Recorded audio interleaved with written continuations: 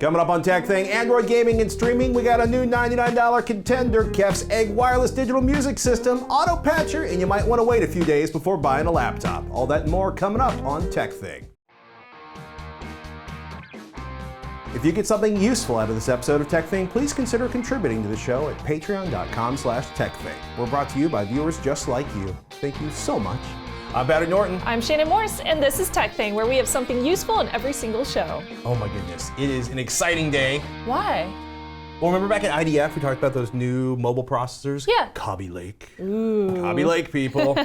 Yeah, well, they're here. Kind of. Look, if you're thinking about buying a new laptop, you might want to wait a couple weeks. As far as Intel-powered desktops go, there should be nothing new until next year. But laptops with the new 7th generation, it's so pretty, Kaby Lake CPUs will be showing up in September. I like that. They are nice. Yes, they are nice. If you're into that kind of thing. Not huge bump in performance, not really. It's the same TDP and chipsets as current Skylake CPUs, so they'll pretty much drop into existing ultra-thin laptops. They're basically releasing the Y and the U series first.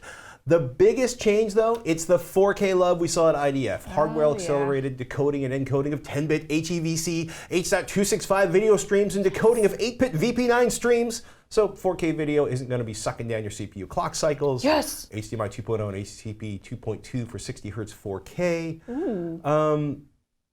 14 nanometers plus. That's my plus. Nanometers plus. Yeah, it's like going to 11.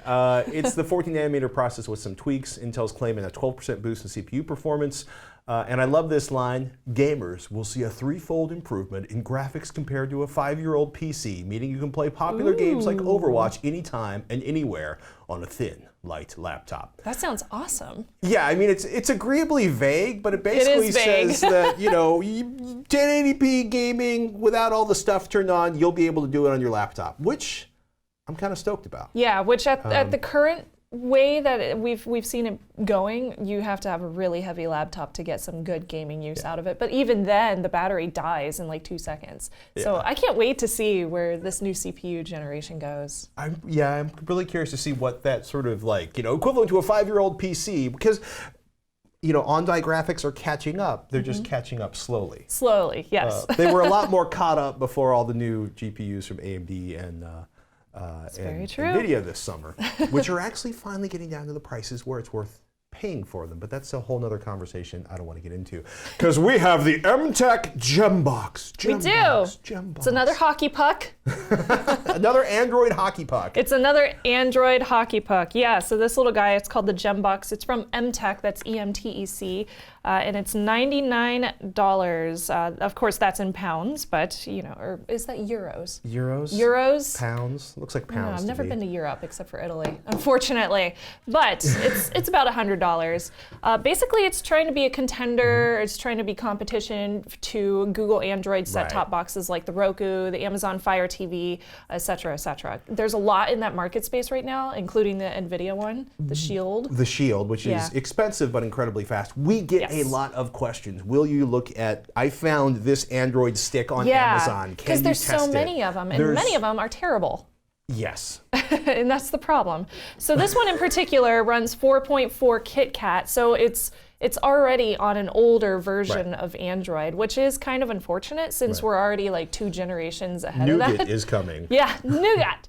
So for me, it was kind of terribly slow, and the menus were quite laggy with this one. The CPU on this is a quad-core 1.5 gigahertz, and then there is 1 gigabyte of RAM, and that is it. And then there's 16 gigs of flash memory. Of course, though, you can include external SD cards, so a micro SD card slot right there for up to 128 gigs. Storage. Yeah, and you can also include external NASs and things of that nature, up to 2 terabytes. So that's good. So flash memory is accepted, which is great. That is the controller. you get a controller in the box. Yes, you do. So the fun thing about this controller is it comes with 2 different features. Of course, you have it turned off. It is wireless, which is great, and it accepts charging via micro USB. It comes with a controller version of it, and then if you flip over 2 points and you turn it on, You can also set it to a mouse feature. So if you use the little joystick on here, it turns into a mouse, so you can control the menus through that. So there's no remote in the box with this? There's no remote in the box. If you want a remote, it is an additional about $30. The remote looks really cool because it comes with the QWERTY keyboard, which is great. Which would, okay, so you set this up with a joystick? Yes, you do.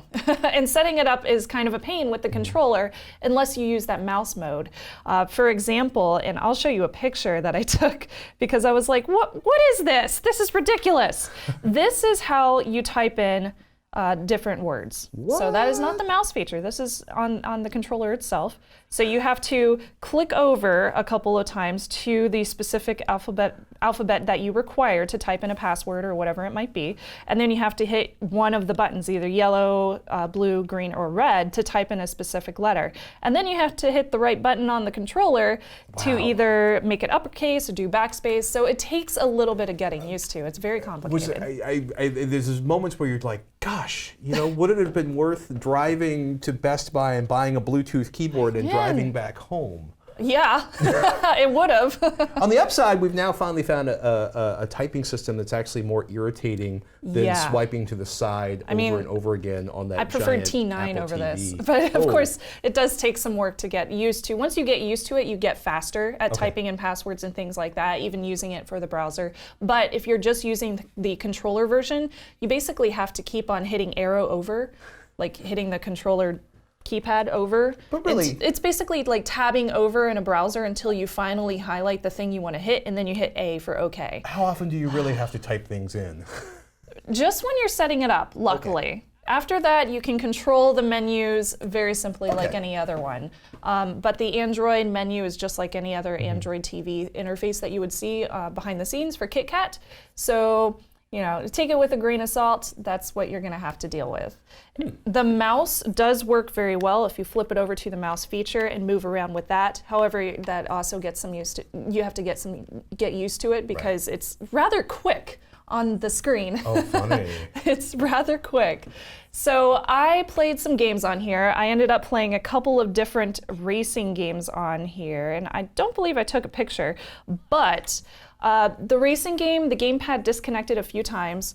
The steering was a little bit off, and the Android Google Gaming app popped up telling me that it needed to update a few times while I was trying to play the game, which would pause my interface from working, so I would end up losing the race. So it didn't just automatically update once, it just kept coming back and coming back and coming back. And I was like, leave me alone. So when games did work, however, they rocked. They worked great. They work a lot better on Ethernet than over wireless 2.4, but they still take some time to load. I'm assuming that's because of the 1 GB of RAM. So it's very, very small bit of RAM. Not all games are supported from the Google Play Store because some require touch screens, for example. So, you might have to go to the Gem Store, which is also available on the Gem box for compatible games. But the list is very, very small if you go into that Gem box store. There are not a lot of games to choose from. The GPU on here is called an ARM Mali 450 MP6. It runs quite well, especially since the resolution on this thing is 1080p. One of the things they were pretty adamant about was streaming games from GameFly. So streaming games, I had some irritation with this at home. However, when I brought it into our office space where we have Ethernet available, worked great. So it requires 5 gigahertz Wi-Fi if you want to use the GameFly application, which is previously installed on here.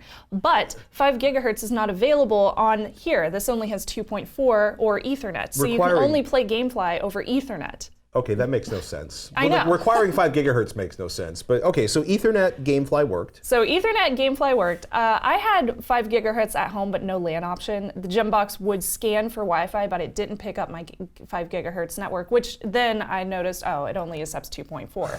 Even I tried manually adding it and everything, and I was just like, oh man, why is it only 2.4? This is annoying. But when GameFly streaming did work on LAN, it worked really great. It worked excellently. I didn't have any issues. I was playing Borderlands, for example. Nice. So lots of shooting and lots of running around in that game and lots of graphics. So it's graphic intensive, and I didn't have any problems with that.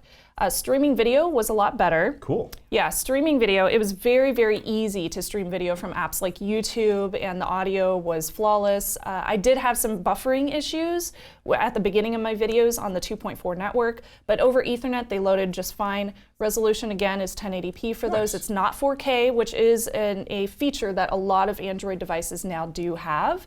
4K is big right now, especially if they have HDR. So this one's only 1080p, which is unfortunate. But it's also $100 cheaper than the ones that do have 4K. Yeah, I was going to say you're paying or like $25 cheaper for the Apple or Amazon Fire TV. Okay. that one's about $25 more.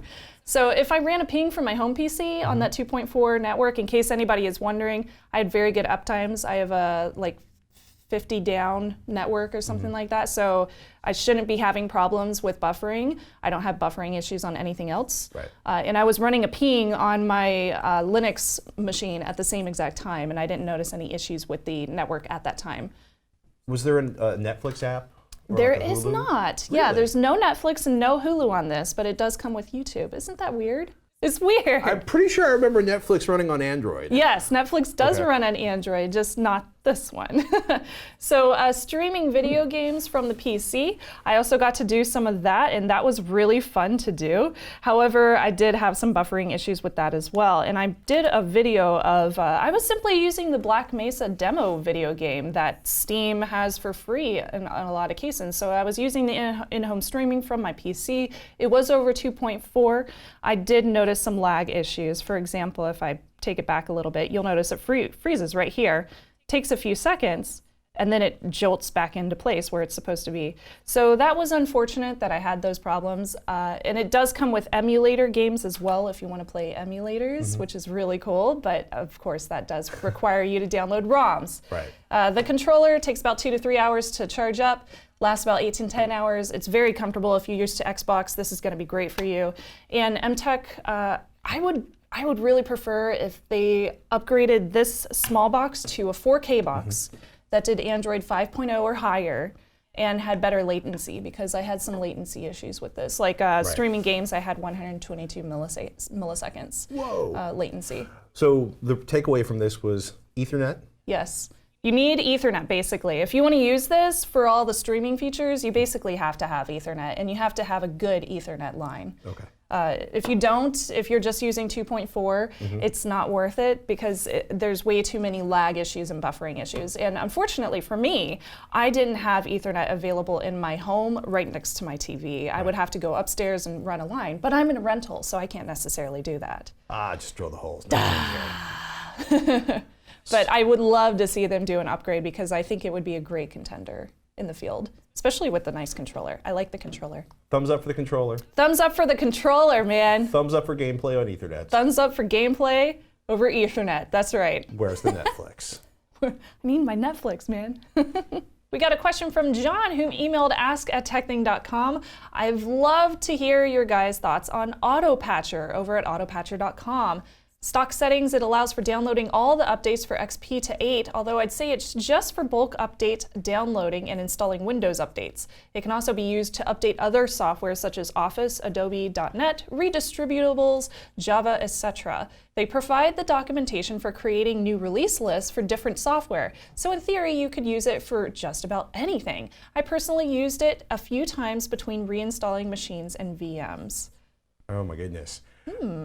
Yeah, actually, I hadn't thought about AutoPatcher in forever. Yeah, I haven't either, actually. So it goes way back. Wikipedia's like, AutoPatcher is an offline updater, an alternative to Microsoft Update that can be used for installing software patches, service packs, and other updates for certain Microsoft Windows systems. Yes. So especially when a lot of people didn't have any bandwidth whatsoever, or if yeah. you still don't have any bandwidth, this was killer, because you could download once, like all of the Windows updates for your office. You could create installations, so you could patch a system before you attach it to the internet or the office network. The idea is saving time and bandwidth, or just simply being more secure. Yeah, absolutely. The app is, there's not a lot for Windows 10 yet, but the app is really simple. You install AutoPatcher, you agree to the terms of the above license, you hit next, and well, you agree to another license and you hit next, and then you go to download update and you can pick up all of the stuff. It looks like Windows XP. Yeah, they don't really have anything. Let's not even talk about Windows XP. I get upset. But you know, I'll just click some things here, and just to be weird, I'll add Adobe Air because I'm feeling old school. But you know, and you go into and you create. Basically, right now it's downloading all the things, and then it's going to create the little tool for that. I'm going to delete that lest I end up with a bunch of stuff on my machine. There's not much there for Windows 10 users yet, unless you want to roll your own. Okay. If this intrigues you, the idea of saving bandwidth or just creating like one central depository of downloads, I know we've both had moments where always. Let's re-download everything for that fresh installation for the 7th time this month. Some other options out there, if I can actually click on the tab, or portable update. How to update Windows in an isolated environment, and WSUS Offline or WSUS Offline update, which if you click on the wrong part goes entirely German on you. But has all of the English in there. That's very good to know. So I'm curious if anybody out there are using apps like this, or what you would like to take offline and store locally. Oh, all the things. All the things. That's why Night.com is one of my favorites, but that's not an updater. Well, I guess you could use it. They actually have an updater now. Yeah, have you seen the Night updater? I have seen the updater. Yeah, I forgot they had that until like just now. I actually paid money for the Night updater. Did you really? I did. Oh, I'm so proud. Because you know what? You know what? Because Night has made my life so much easier in so many ways. Yay. So let us know what you guys recommend for auto updaters and auto patchers, because we love hearing what your thoughts are. You can always email us, ask@tekthing.com. We should probably, if you've never been there, night.com basically allows you to install all of the applications you want to install. Maybe not all of them, but look, kids, look at all of the different things you can install. All the things in one simple download, and it turns out now they have Night Pro, so you can patch apps across your whole domain. That's I'm just awesome. saying. I just want everybody to know about that. Got a question? Are you curious to see us review a product? You got a tip or an idea you want to share with the TekZilla crew? Fire them out. TekZilla crew. Yeah, I know, TekThing. TekThing crew. TekZilla's been gone, but after 6 or 7 years, I still can't burn TekZilla out of my mind. Yeah. Do me a favor. Don't just send them to ask@tekthing.com, because nobody's answering the mail at TekZilla. Seriously, you can tweet at TekThing, at Snubs, at Patrick Norton. And if you want to be part of the crew that makes TekThing possible, please contribute to the show at patreon.com/TekThing. Just $1 an episode will make a huge difference, and you'll get access to our Patreon-only build videos and quite a bit more. Thank you for supporting TekThing. No matter how you do, you make the show possible. Did you snort? Yes. I'm playing the internet. Did. And you know what? I am proud of my snorting heritage. Both snort. All right. Well, on to the, what do you have for us? Well, you know what? I have them down here. Ugh. Ooh. Where are you going? I'm going to get these. Oh, so these are the hairdryer things, right? That These you are the would wear hairdryer- over your head at the salon. I just want to take a moment to set these down gracefully, because I just nearly dropped a 5-pound speaker, which would have made me cry. Geez. This and this together are KEF's Egg wireless digital music system. A friend of mine walked up to my desk, said these look kind of goofy. 'Cause, Yeah. they're kind They of do. like. Yeah, and then about 30 seconds after I fired them up, gestured for me to get out of my seat, sat down in my chair, and jammed through tracks on Spotify till I physically kicked him out of my seat. These speakers sound huge for their size. Big, wide, gorgeous audio just hanging in front of you, everything you want from a quality audio experience. And I gotta say, these are not really computer speakers. Yes, you can plug them into a USB jack on your computer, and it has an onboard DAC that'll play tracks up to 24-bit 96 kilohertz. There's a 50-watt amplifier for each speaker. You can stream to them over Bluetooth and aptX, and they actually have a 3.5-inch audio jack. Yes. Yes, or you can run a mini optical toss link from your TV into it. Cool. So, the kind of core, the heart of these things is something called the UniQ driver. And if you look at my monitor right here, this gets kind of crazy, this animation they put together. But what looks like a really simple, like 4.5-inch speaker, Whoa. there's a lot going in there. That was magical. Yeah, let's do that again, just because it really is. It was really cool. It's really cool. It makes me happy if I actually hit the slider. So what's going on here is you have this like 4.25-inch sort of mid-range woofer, Okay. and then you have this 3/4-inch tweeter and what they call the Tangerine waveguide. So That seems pretty hardcore. It doesn't seem like like my computer speakers at home are Right. not that hardcore. These are really beyond kind of computer speakers as most people think of them. This is KEF's attempt to make this thing I just showed you in that animation where the little tweeters inside of the midwoofer. This is what KEF calls uni-Q. The tweeter and the midwoofer are concentric. Literally, that 3/4 inch tweeter is at the center of the mid-range. It's a point source driver array, which means that all the audio comes from the same point in space. The spidery thing on the front there, they call it tangerine waveguide. And what it does is basically splays the audio out, but in a cool, sophisticated, scientific way. So the goal of this sort of midwoofer tweeter waveguide sandwich is to make sure everything is super clear and has a huge sweet spot because the audio is kind of dispersed out. They nailed it. Listening to this, the music's clear, it's transparent, it's transparent. Transparent. Well, I can definitely attest to that. You were playing the speakers going this way, directed at you. I was sitting way back there next to our edit machine, and before I turned around, I thought that they were pointing directly at me. Yeah. Because they were so loud and they filled the room. Basically. Yeah, and this is like a 20 by 20 by 20 foot cube. Like I said before, big soundstage, the speakers just disappear. Words like clarity and neutrality come to mind. All the awesome buzzwords for audiophile geeks. There is a surprising amount of bass for something as small. I mean, yeah, they weigh 5 pounds, but that's a 4¼ inch driver there.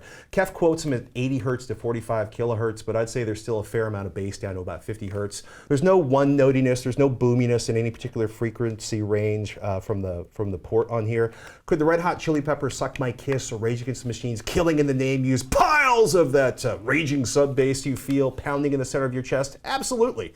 And hey, if you want that, KEF actually included a subwoofer output jack so you can get that last 20 or 40 hertz of low-end audio. Awesome. But trust me, there is more than enough low-end coming from the egg that you are very aware that Flea's bass or Yo-Yo Ma's cello is taking you for a ride. So I mentioned that uni-Q driver has some pretty pricey cousins. This is KEF's Muon speakers. They cost $200,000 a pair. Wow. The Blades speakers cost $25,000.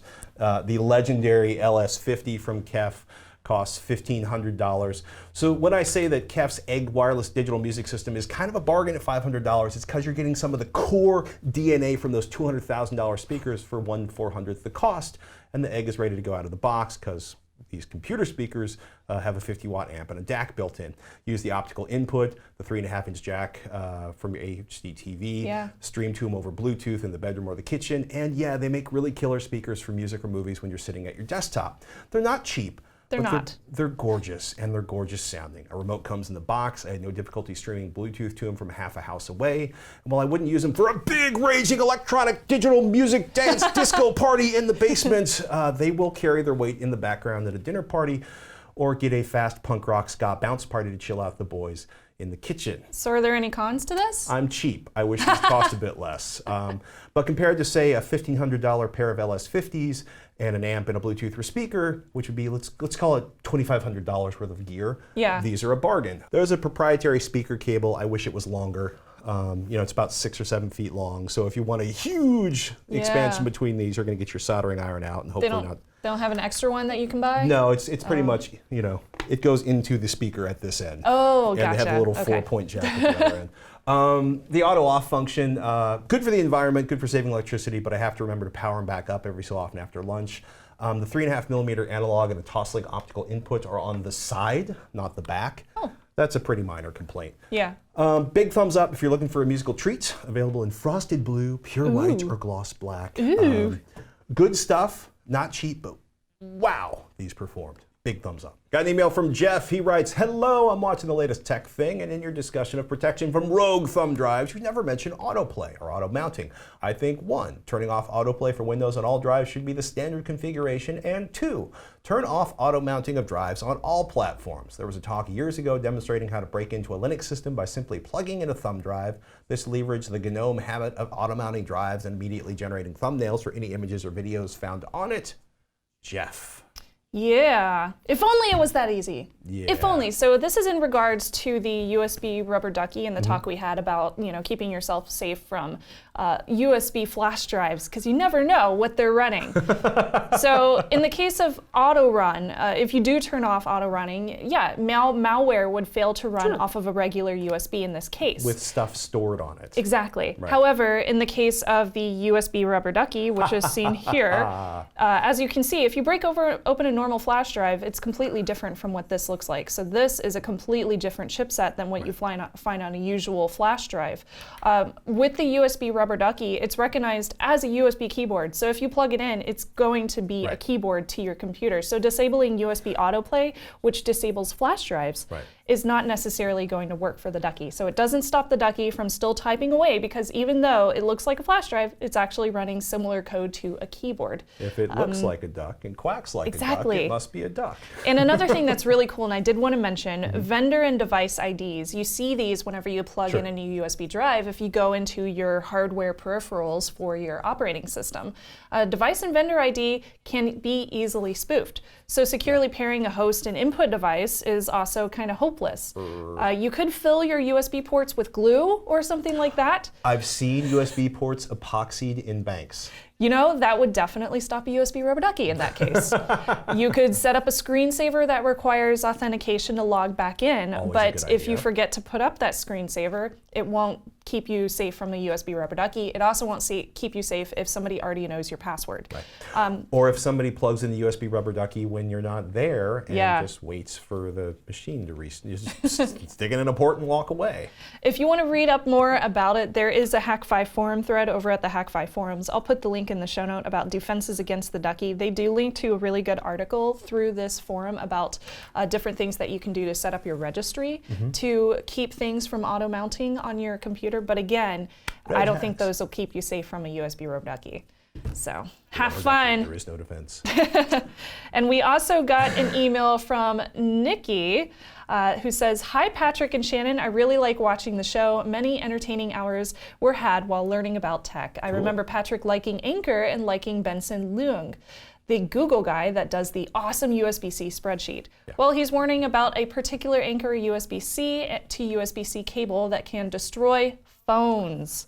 All you have to do is charge your laptop with it and then charge your phone with it. It will deliver the wrong voltage to your phone, destroying it. The most important part of this post is it looks like Anker has issued a product recall for this cable from Amazon. Keep up the stream of information and entertainment. Nicky from Belgium." Hey, Nicky. Ooh, that's scary.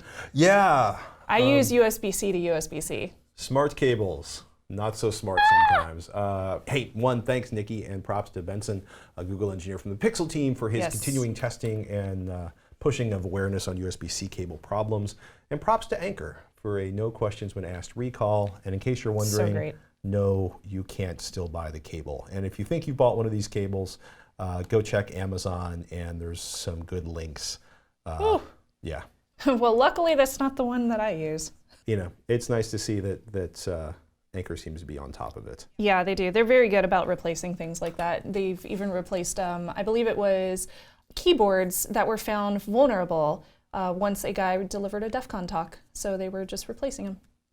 All lickety-split. It's pretty cool. Sometimes you can't even trust a keyboard, even when the keyboard isn't a rubber ducky pretending it's a keyboard. All right, that about wraps up this episode of TekThing. But remember, once in a while, put down your phone, step away from the screen, close your laptop, which I would right now, but I have something to show you, and do something analog, like this week's pick, which is from John. He writes, "Hey, good morning, Patrick and Shannon. My wife and I just got back from doing a 9-day Caribbean cruise for our 10th wedding anniversary." Happy anniversary! Happy anniversary! We were both unplugged from the internet the entire time. Nice. It was great not worrying about everything going on. It was very nice to see and meet people and to have conversations with them. Can't wait to do another one. Love the show. John from Poughkeepsie, New York. Oh, and here's the picture of those guys. Happy anniversary, you two. I hope it was amazing. I'm so jelly. That looks like a fun time. On the ocean, without the internet. Yes. Glorious. So fun. Oh my goodness. I'm Patrick Norton. I'm Shannon Morse. We'll see you next week on TekThing.